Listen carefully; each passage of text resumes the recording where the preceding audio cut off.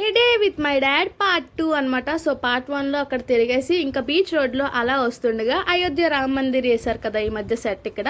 So దానికోసం అయితే మేము వెళ్ళామన్నమాట. దీని టికెట్ ప్రైస్ అయితే 50 రూపీస్ పర్ పర్సన్.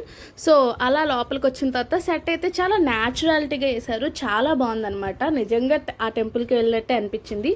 సో అక్కడైతే కొన్ని ఫొటోస్ తీసుకున్నాం. అండ్ ఈ పైన అయితే డిజైన్ నాకు చాలా నచ్చింది, చాలా ప్లెజెంట్గా చాలా నీట్గా ఉందన్నమాట. సో మార్నింగ్ 11కి ఇది స్టార్ట్ చేస్తారు. మన ఉడా పార్క్ దగ్గరలోనే ఉంది పక్కన. సో వెళ్ళాలనుకున్న వాళ్ళు వెళ్ళొచ్చు.